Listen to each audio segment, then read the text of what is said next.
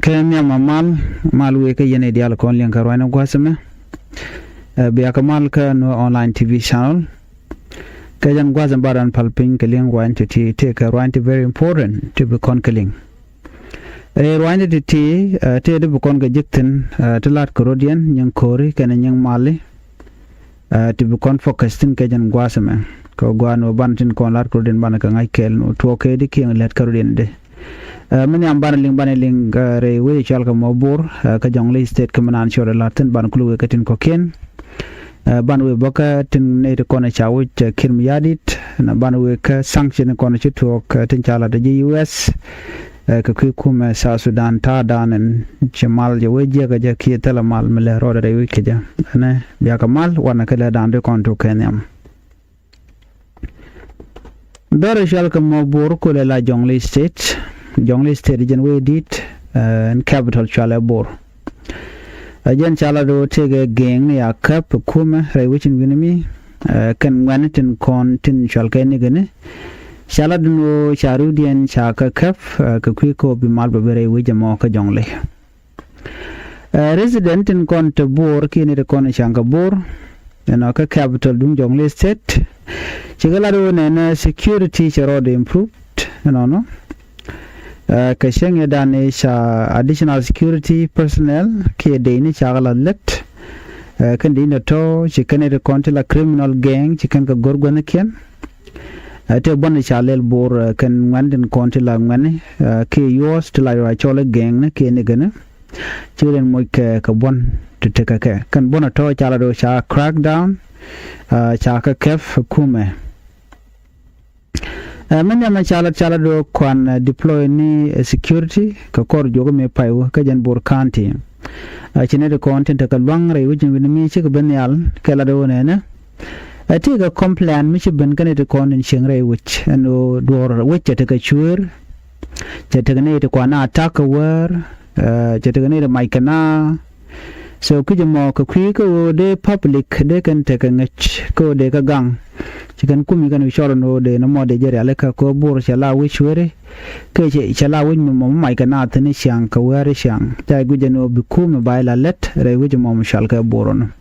ko ngai kon diale and security situation to ga Jonglei state kelio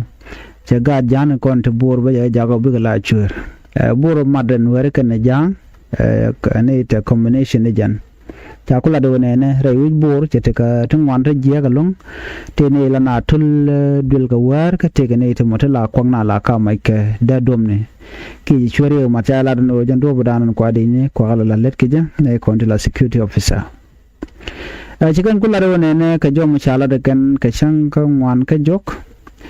kan ga ku ko cha security charge increase ke charge ref ne ko nan gang which ka kan criminal activity ten ko lat korodian wa chane de content re which cha ngadien ke kum cha nyok mu kwa ja kam ni ala lo kani chu kum che were we je lo tame chi tai je ge dan la ngok la kwal ke ja te ora kap chong ko kan gang ne ke ne cha ka re which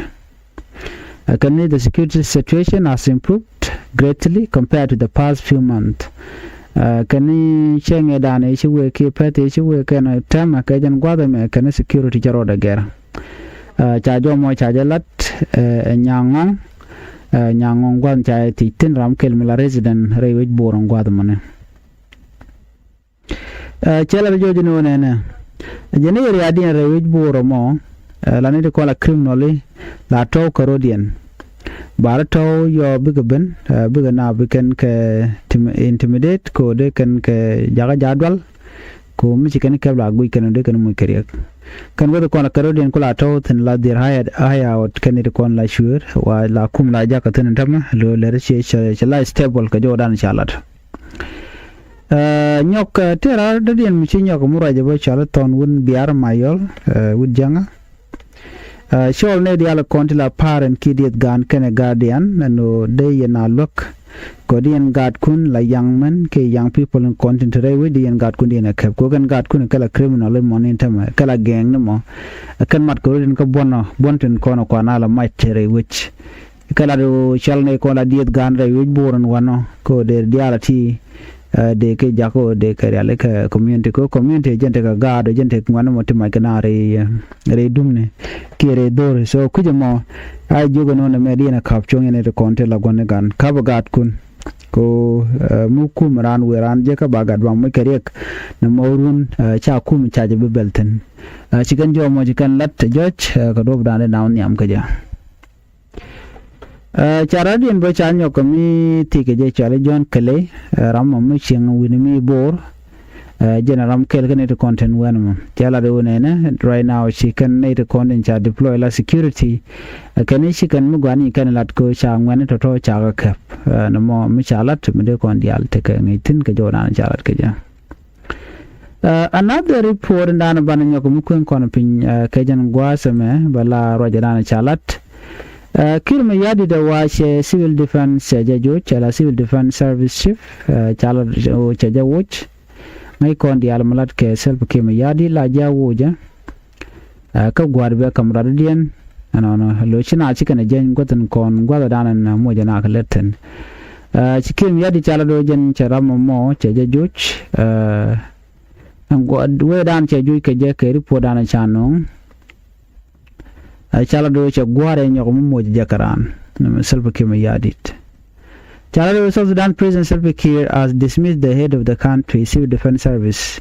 and appointed a successor Charaden Chakwan ka presidential decree mi chalat ka state television mi cha broadcast la SSBC South Sudan Broadcast Corporation Kiir chewudu chale General Johnson Lusuk Lupai Chejejoch gwalade as a Commissioner General of the South Sudan Civil Defense Service Kacharadian Chiakoin Guade Ramo Lieutenant General Ruben Loro Carlo Yaram Dana Chalat Guade so na me mi chalara wijin mi ko che civil defense de joche manana ngai kon diara no kira jawoje den be joje ngwada mo be palan wana mo bichu tel lonki bichu tel power so na me mi chalara kirme yadit ko ngai kon diala kon lat korodin ko kujamo te mi cha ko lat gwazan bana kuleling and self kirme yadit kana dakuma char ta nyono ke jamanin tama wate tet ke din gandangro ko kirme yadit dal ke dakuma charo dong de ko in kwa de jalat dal ke re mo charo de re mo cha de jelun reti jen so jam men ko tama re ke le tere kori kate kori be bane reporten bi al nyoko min yana gwadu me ko dan yito ko Western Equatoria chala do nene chidini SSPDF cha ka joch no ka cha area den cha ka pedini SPLIO kor mi jiro larin winimi right now ke report dan cha no ni ndi alta ga cheno malero da which beja malero re ka South Sudan unless ci selbi ke mi yadi chala no bi malbe ben jembe malbe ne jamu kana che rom tene me ko dong dare gorda da rom cha dare jelun wa be beja lon ka ja na me be malero re which winimi ana ban nyo je ka lero din bi ataman